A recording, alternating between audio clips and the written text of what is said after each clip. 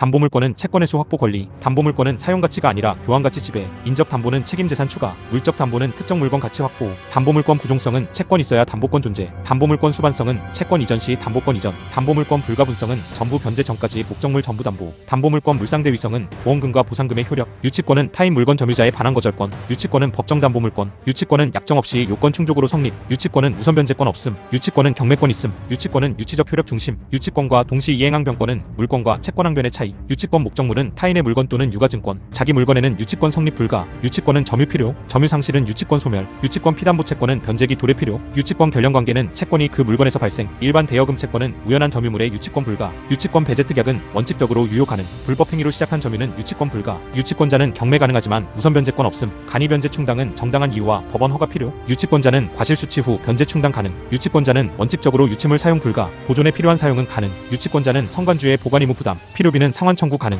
유익비는 가치 증가 현존 범위 상환, 유치권 소멸은 채권 소멸, 점유 상실, 소멸 청구, 담보 제공, 유치권 소멸 청구는 부당 사용 또는 보관 의무 위반, 유치권 핵심은 타인 물건, 점유, 결련관계, 변제기 도래, 핵심 정리, 담보물권은 채권자가 채권을 확실히 회수하기 위해 물건의 교환 가치를 지배하는 권리다. 예를 들어 갑이 을에게 1억 원을 빌려줬다고 해보자. 을이 갚지 않으면 갑은 단순한 일반 채권자로서 을의 재산에 대해 강제 집행을 해야 한다. 그런데 을 소유 부동산의 저당권을 설정받았다면 이야기가 달라진다. 갑은 그 부동산의 교환 가치에서 우선 변제를 받을 수 있다. 이처럼 담보물권은 채권의 만족을 확보하기 위해 존재한다. 대표적으로 유치권, 질권, 저당권이 있다. 정리하면 담보물권은 물건을 사용하기 위한 권리가 아니라 채권의 수를 확보하기 위한 권리다. 암기 포인트. 담보물권은 채권을 담보하기 위해 물건의 교환 가치를 지배하는 권리다. 핵심 정리. 인적 담보는 사람의 책임 재산을 추가하는 것이고, 물적 담보는 특정 물건의 교환 가치를 확보하는 것이다. 예를 들어 갑이 을에게 돈을 빌려줬고 병이 보증을 섰다고 해보자. 이 경우 갑은 을뿐 아니라 병에게도 변제를 요구할 수 있다. 이것이 인적 담보이다. 반대로 갑이 을 소유 부동산에 저당권을 설정받았다면 갑은 그 부동산의 매각 대금에서 우선 변제를 받을 수 있다. 이것이 물적 담보다. 인적 담보는 책임지는 사람이 늘어나는 구조이고, 물적 담보는 특정 재산의 가치에 우선권을 확보하는 구조다. 정리하면 인적 담보는 사람을 추가하는 담보이고,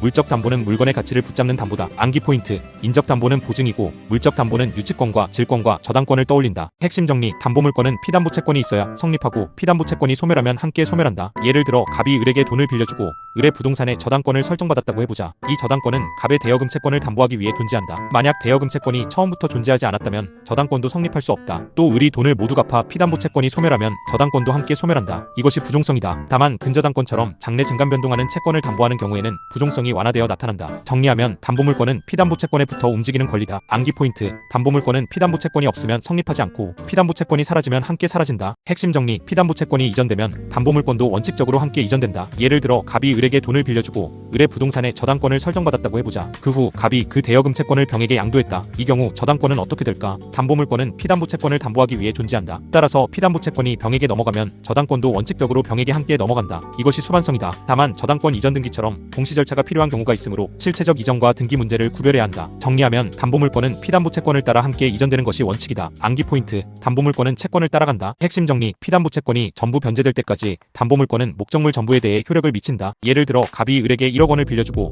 을의 토지 전체에 저당권을 설정받았다고 해보자. 을이 5천만 원을 갚았다고 해서 저당권이 토지의 절반에 대해서만 남는 것은 아니다. 채권이 전부 변제될 때까지 담보물권은 목적물 전부에 대해 효력을 가진다. 이것이 불가분성이다. 불가분성은 채권자를 보호하기 위한 원칙이다. 다만 당사자가 일부 말소나 담보 일부 해제를 합의하면 그에 따라 정리될 수 있다. 정리하면 담보물권은 채권 전부가 만족될 때까지 목적물 전부를 붙잡는다. 암기 포인트. 일부 변제만으로 담보물권이 일부만 당연히 사라지는 것은 아니다. 핵심 정리. 담보 목적물이 보험금이나 보상금 같은 가치로 바뀌면 담보권자는 그 가치의 권리를 행사할 수 있다. 예를 들어 갑이 을 소유 건물에 저당권을 가지고 있다고 해보자. 그런데 건물이 화재로 멸실되고 보험금이 발생했다. 목적물인 건물은 사라졌지만 그 대신 보험금이라는 가치가 생겼다. 담보물권은 목적물의 교환 가치를 지배하는 권리다. 그래서 담보권자는 일정한 요건 아래 보험금이나 수용 보상금 같은 가치에 대해 권리를 행사할 수 있다. 이것이 물상대위성이다. 다만 물상대위를 하려면 압류 같은 절차 요건이 문제될 수 있다. 정리하면 물상대위는 담보 목적물이 돈으로 바뀌었을 때 담보권이 그 돈에 미치는 구조다. 암기 포인트. 담보물권은 목적물이 보험금이나 보상금으로 바뀌면 그 가치에도 따라갈 수 있다. 핵심 정리. 유치권은 타인의 물건을 점유한 사람이 그 물건과 관련된 채권을 변제받을 때까지 반환을 거절할 수 있는 법정 담보물권이다. 예를 들어 갑이 을의 자동차를 수리해 주었는데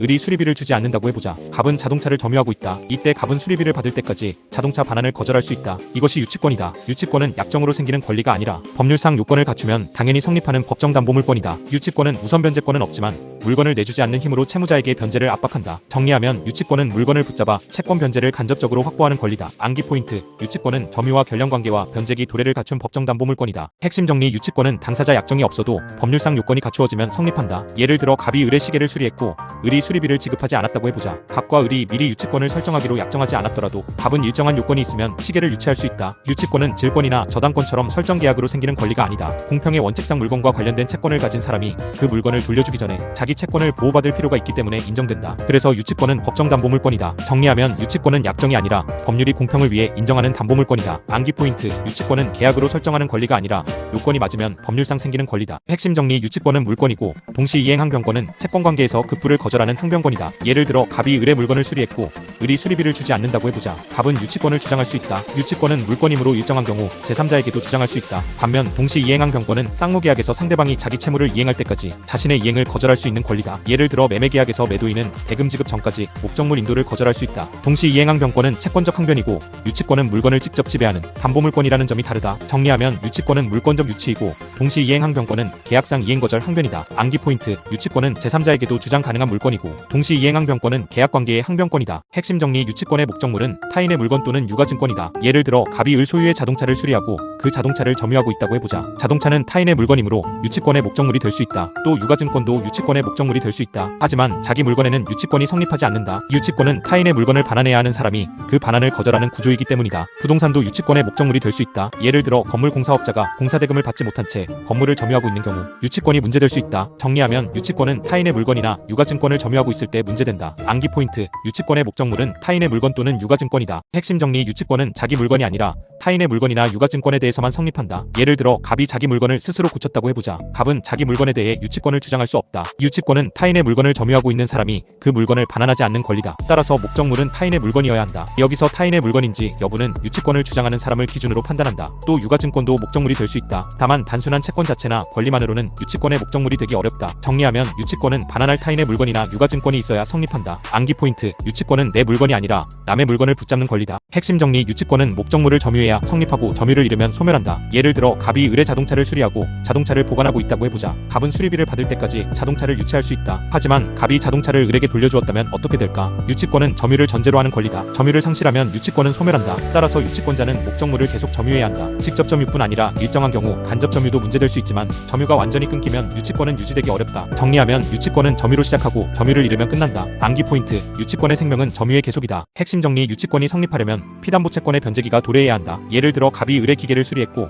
수리비 지급일이 다음 달이라고 해보자. 아직 지급기일이 오지 않았다면 갑은 바로 유치권을 주장할 수 있을까? 유치권은 변제를 받을 때까지 반환을 거절하는 권리다. 따라서 피담보 채권의 변제기가 도래해야 한다. 아직 이행기가 오지 않은 채권을 이유로 물건을 붙잡으면 상대방에게 지나치게 불리하다. 다만 변제기가 도래한 뒤에는 채무자가 변제하지 않는 한 유치권이 문제될 수 있다. 정리하면 유치권은 변제기가 온 채권을 담보하기 위한 권리다. 암기 포인트. 유치권은 채권이 있어도 변제기가 와야 행사할 수 있다. 핵심 정리. 유치권이 성립하려면 피담보 채권이 목적물 자체에서 생긴 채권이어야 한다. 예를 들어 갑이 을의 자동차를 수리했고 그 수리비를 받지 못했다고 해보자. 수리비 채권은 자동차 자체와 관련되어 생긴 채권이다. 따라서 자동차에 대한 유치권이 문제될 수 있다. 반대로 갑이 을에게 돈을 빌려준 일반 대여금 채권이 있을 뿐이고 우연히 을의 자동차를 점유하고 있다고 해보자. 이 경우 대여금 채권은 자동차에서 생긴 채권이 아니다. 따라서 자동차에 대한 유치권은 성립하기 어렵다. 이처럼 피담보 채권과 목적물 사이의 관련성을 결련관계라고 한다. 정리하면 유치권은 아무 채권이나 담보하는 것이 아니라 목적물과 관련된 채권만 담보한다. 암기 포인트. 유치권의 결련관계는 채권이 그 물건에서 생겼는지를 보는 것이다. 핵심 정리. 당사자가 유치권을 배제하기로 약정하면 그 특약은 원칙적으로 유효할 수 있다. 예를 들어 갑이 을의 건물을 공사하면서 계약서에 공사대금, 미지급이 있어도 유치권을 행사하지 않는다고 약정했다고 해보자. 이 경우 갑은 나중에 공사대금을 못 받았다는 이유로 유치권을 주장할 수 있을까? 유치권은 법정담보물권이지만 당사자 사이에서 유치권을 배제하는 특약은 원칙적으로 가능하다. 특히 공사계약에서 유치권 배제 특약이 자주 문제된다. 다만 그 특약이 누구에게 대항되는지, 제3자와의 관계에서 어떤 효력이 있는지는 별도로 검토해야 한다. 정리하면 유치권은 법률상 생기지만 당사자 사이의 배제 특약으로 제한될 수 있다. 암기 포인트. 유치권 배제 특약이 있으면 유치권 성립을 먼저 의심해야 한다. 핵심 정리. 점유가 불법 행위로 시작된 경우에는 유치권이 성립하지 않는다. 예를 들어 갑이 을의 자동차를 훔쳐서 점유하고 있다고 해보자. 그 후 갑이 자동차를 보관하면서 비용이 들었다고 주장한다면 갑은 유치권을 주장할 수 있을까? 안 된다. 유치권은 공평을 위해 인정되는 권리다. 그런데 점유 자체가 불법 행위로 시작되었다면 그런 사람을 보호할 이유가 없다. 민법도 점유가 불법 행위로 인한 경우에는 유치권을 인정하지 않는다. 다만 점유 개시 당시에는 적법했지만 나중에 반환을 거절하면서 위법하게 된 경우는 구체적으로 구별해야 한다. 정리하면 유치권은 적법한 점유를 전제로 하고 불법 행위로 취득한 시작한 점유는 보호하지 않는다. 암기 포인트. 불법 행위로 시작한 점유에는 유치권이 붙지 않는다. 핵심 정리. 유치권자는 채권 변제를 받기 위해 유치물을 경매할 수 있다. 유치권은 우선 변제권이 없는 담보물권이라고 설명된다. 그렇다면 유치권자는 단순히 물건을 붙잡고만 있어야 할까? 아니다. 민법은 유치권자에게 경매권을 인정한다. 예를 들어 갑이 을의 자동차를 수리했는데 수리비를 받지 못하고 자동차를 유치하고 있다고 해보자. 갑은 일정한 절차에 따라 자동차 경매를 신청할 수 있다. 다만 유치권자는 경매 대금에서 당연히 우선 변제를 받는 것은 아니다. 유치권의 강점은 경매권보다도 반환 거절을 통해 사실상 변제를 압박하는 데 있다. 정리하면 유치권자는 경매를 신청할 수 있지만 저당권자처럼 당연한 우선 변제권을 가지는 것은 아니다. 암기 포인트. 유치권은 경매권은 있지만 우선 변제권은 원칙적으로 없다. 핵심 정리. 유치권자는 정당한 이유가 있으면 법원의 허가를 받아 유치물로 직접 변제에 충당할 수 있다. 예를 들어 갑이 을의 물건을 유치하고 있는데 그 물건이 보관비만 계속 들고 가치도 크지 않다고 해보자. 항상 경매 절차를 거치게 하면 시간과 비용이 너무 많이 들 수 있다. 이런 경우 민법은 유치권자에게 간이 변제 충당을 인정한다. 즉 정당한 이유가 있으면 법원의 허가를 받아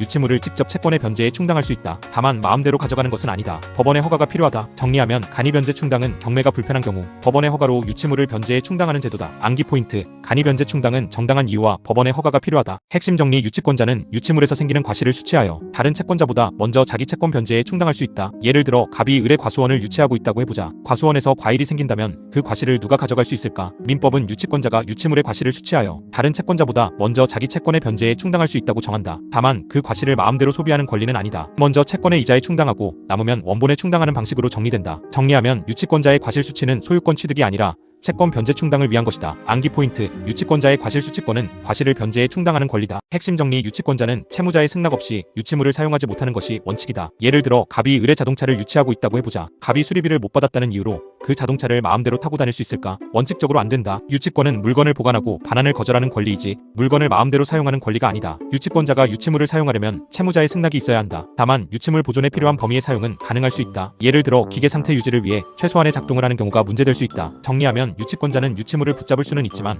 마음대로 사용할 수는 없다. 암기 포인트. 유치권은 사용권이 아니라 반환 거절권이다. 핵심 정리. 유치권자는 유치물을 보존하기 위해 필요한 행위를 할 수 있다. 예를 들어 갑이 을의 기계를 유치하고 있는데 그대로 두면 기계가 망가질 위험이 있다고 해보자. 갑은 기계를 보존하기 위해 필요한 조치를 할 수 있다. 유치권자는 유치물을 점유하고 있으므로 선량한 관리자의 주의로 보관해야 한다. 그런데 보존행위까지 금지하면 유치물이 훼손될 수 있다. 그래서 민법은 유치권자의 보존행위를 허용한다. 다만 보존을 넘어서 수익을 얻기 위한 사용이나 처분은 원칙적으로 허용되지 않는다. 정리하면 유치권자는 유치물을 지키기 위한 행위는 할 수 있지만 임의 사용이나 처분은 제한된다. 암기 포인트. 유치권자의 보존행위는 가능하고 사용 수익은 제한된다. 핵심 정리. 유치권자가 유치물의 필요비를 지출하면 소유자에게 상환을 청구할 수 있고 유익비는 가치 증가가 현존하는 범위에서 문제된다. 예를 들어 갑이 을의 자동차를 유치하고 있는데 자동차가 망가지지 않도록 긴급 수리를 했다고 해보자. 이 비용은 필요비가 될 수 있다. 유치권자는 유치물 보존을 위해 지출한 필요비를 소유자에게 청구할 수 있다. 또 유치물의 가치를 높인 비용, 즉 유익비를 지출한 경우에는 그 가치 증가가 현존하는 범위에서 상환 청구가 문제된다. 다만 유치권자가 임의로 과도한 비용을 지출한 경우까지 항상 보호되는 것은 아니다. 정리하면 유치권자의 비용 상환은 필요비와 유익비를 나누어 판단한다. 암기 포인트. 필요비는 보존 비용이고 유익비는 가치 증가 비용이다. 핵심 정리. 유치권은 피담보 채권의 소멸,